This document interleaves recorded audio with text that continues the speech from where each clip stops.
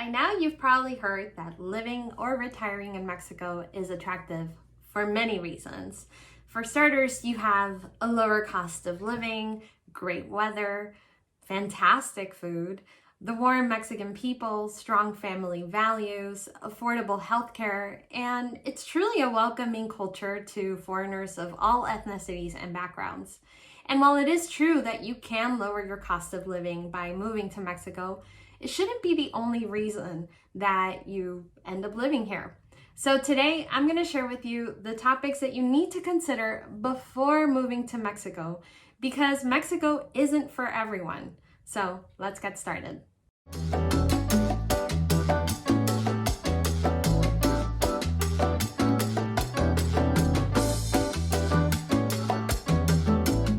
I'm going to start with a very important topic that you should consider before moving to Mexico, and that is your residency visa.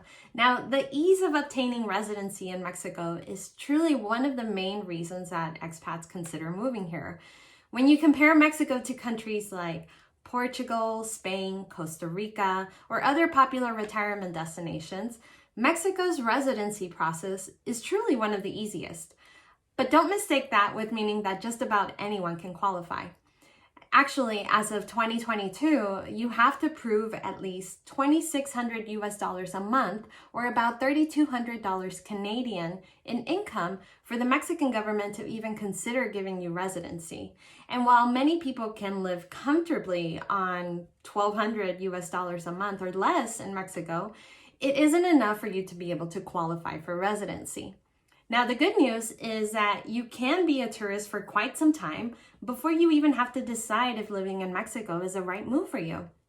If your passport is from the US, Canada, Japan, one of the Schengen countries, the UK, you can come to Mexico and stay as a tourist for up to 180 days. And you can find many rentals that will rent out a place for 6 months or less. You can find Airbnbs nowadays that you can rent for 3 months, 2 months, a month.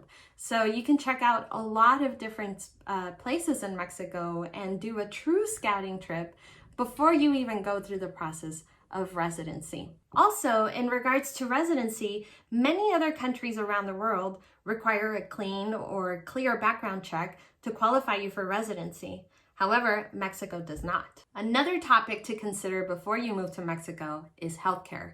In fact, many Americans, Canadians, and people from all over the world are moving to Mexico to enjoy not only better and more affordable medical care, but it's also important that you know a few things that others don't really ever talk about. Now, let me explain. The cost of healthcare in Mexico is generally less expensive. There's no doubt about that, especially when you compare it to other parts of the world like the US, where healthcare can be very expensive if you're paying out of pocket. For example, if you go to what's called a doc in a box in Mexico, and that's just, a general practitioner that has a small consultorio or a small practice, they have a very affordable cost for you. You can expect to pay 40 to 60 pesos for a consultation, including your prescription. And if you're going to go see a specialist in Mexico, say you're going to go see a dermatologist or something like that, then you can expect to pay 800 to 1,000 pesos, which is generally about 40 to 50 US dollars. That's without insurance. Another example is the cost of something like an MRI without insurance. In Mexico, the cost for this is about 3,000 to 6,000 pesos. That's about 150 to 300 US dollars. If you compare that to the cost of an MRI in the US without insurance, you can quickly understand why so many people move to Mexico in search of what's considered more affordable and more accessible healthcare, especially when you consider that you can go to any doctor in Mexico, any specialist, or any lab without a referral from your primary care physician. And in most cases, you can be seen that same day, not like in the US or maybe sometimes in Canada where, an appointment can be scheduled out weeks in advance. So many expats move to Mexico and decide to pay for their medical needs or their medical expenses out of pocket because they tend to be lower than the cost of paying for regular health insurance. And it truly does make sense if you're a healthy individual, you don't have any pre-existing conditions, and you don't expect, obviously, we never expect to get sick. And when you see the prices I mentioned, you'd probably agree that paying out of pocket makes a lot of sense. However, what you really never hear about are the risks of not having health insurance in Mexico. For example, the healthcare system in Mexico is very different than what you're used to. Let's say you were diagnosed with something like cancer. Well, you can expect to pay thousands of dollars out of pocket per treatment if you didn't have insurance, which would add up really quickly. Add to that the fact that many hospitals in Mexico will not treat you if you can't pay your bill up front, or at least pay a deposit up front. So if you don't have a lot of savings, then you might not get treated in Mexico. And when they can't get medical care, they turn to things like a GoFundMe campaign or asking their friends and neighbors for money to help them pay for their hospital bills. Another topic worth asking yourself before you move to Mexico is, what medications do I need? And if you're on specific prescriptions for life, then it'll be important for you to determine a few things like, can I get this medication in Mexico? Will I need a prescription to get this medication? What's going to be my out-of-pocket cost? If I can't get this exact same medication, can I get an alternative? Now, to help you determine those things, I would suggest consulting with a doctor in Mexico before moving to Mexico. Now, this is important because importing medications to Mexico from other countries is illegal, and you could be forced to throw them away if you had them in your luggage, or if somebody wanted to give you a hard time about it at customs. And luckily, there are doctors that offer telemedicine, and you can find the very best one for you through a site like doctoralia.com.mx. I'll include the link in the comments. Now, you can find a specialist, read their reviews, filter by English-speaking professionals, and see if they offer telemedicine. And that way you can consult with them before you actually move to Mexico. Your Mexican doctor can give you some insight into prescriptions, their equivalents in Mexico, the dosages. That way you can determine if you'll be able to easily get your medications in Mexico and be able to compare costs. The good news is that doctors in Mexico treat you as a whole person. And because they aren't pressured by pharmaceutical companies to push certain prescriptions, you may very well be told that you can eliminate half of the things that you're on. Or better yet, many expats who move to Mexico have even gotten off their prescriptions entirely, just simply because they have more personalized medical care, or they have a better quality of life. Maybe they're walking more, they're eating better foods, they've lowered their stress levels, they have better weather. So many of the things that surround us every day have helped so many expats become healthier altogether just by moving to Mexico. In fact, I recently wrote an article about the 50 most commonly prescribed medications in the US and their alternatives in Mexico. I include prices in that article, and that'll help you determine what your out-of-pocket expenses would be if you move to Mexico and you happen to be on one of those prescriptions. Now, something that some people don't consider and don't really ask themselves before moving is, are you ready to live abroad? Many things in Mexico are going to be different than what you're used to. For starters, we speak an entirely different language. But even if you can't get by in Mexico with broken Spanish, many cultural differences can be shocking. For some people, this is a challenge that energizes them. I mean, they can't wait to visit a different grocery store and learn all the different words that they don't know and learn all the different ways to do different things. They can't wait to be immersed in a fully different way of life. They thrive when they're taken out of their comfort zone. They love being an expat.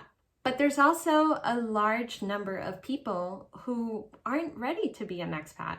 Then they move to Mexico and can't cope with the constant change. They're taken out of their comfort zone too much, and they don't really know how to integrate. And it does take a lot of patience to be taken out of your comfort zone and stay motivated enough until you get comfortable again. So ask yourself, do I really have the patience to live in Mexico? Will I be able to handle not knowing things right away and figuring it out one day at a time? This doesn't mean you won't get frustrated, by the way, but ask yourself, will I embrace the Mexican way of doing things and leave some of my comforts behind? Luckily, in today's world, we have so much technology, and it's so much easier to slowly get comfortable in a new country. We can easily watch TV shows in English.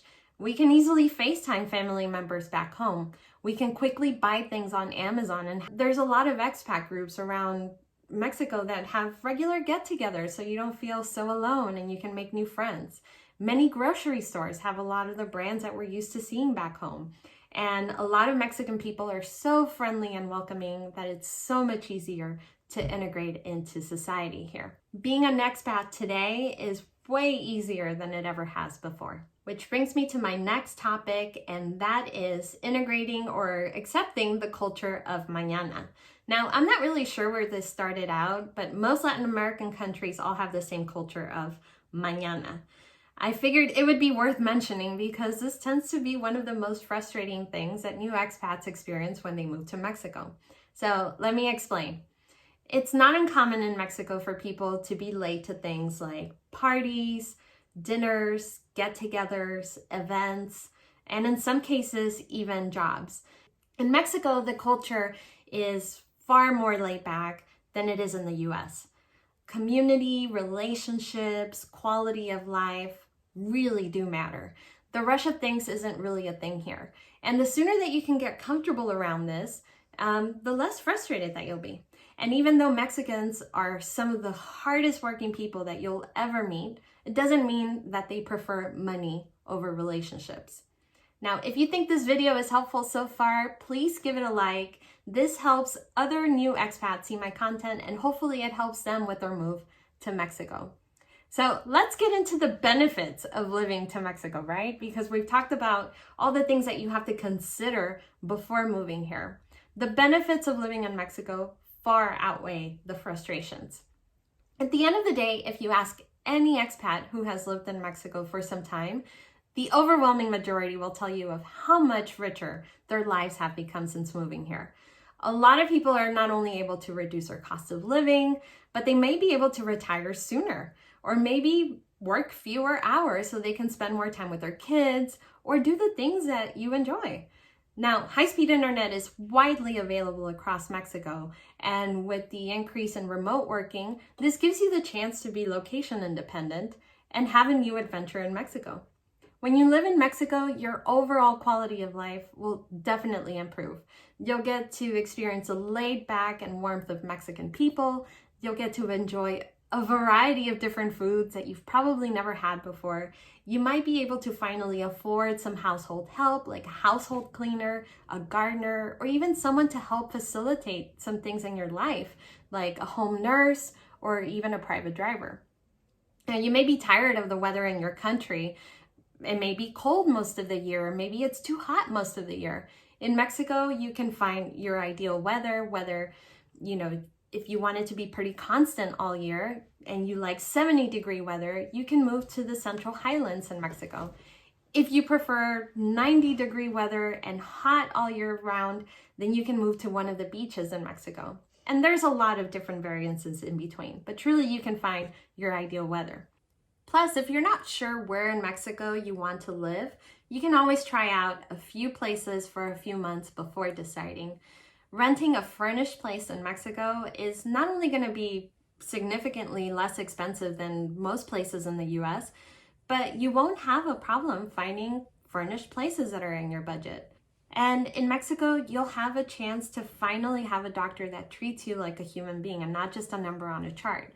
A doctor that actually takes his or her time talking with you and understanding your medical history. Check out some of the interviews on this channel that I've done with other expats and hear their stories. A lot of them have been cured of chronic diseases just from having a better medical evaluation in Mexico.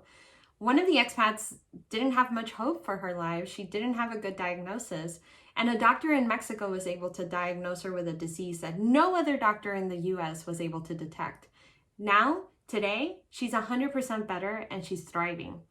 And for those of you who are overwhelmed with the amount of information that you get online because either it's contradicting or you know that it's not up to date, or maybe it just doesn't resonate and they don't really talk about the important things about moving to Mexico, then I highly recommend our free Living in Mexico guide. Over the years, I have continuously found the most pressing questions that new expats have before moving to Mexico, and I've put them into a quick guide that you can read for free. The link is in the comments down below. I hope this video has been very helpful for you. My name is Mariana. This is Mexico Relocation Guide, and I will see you in the next video. Hasta luego.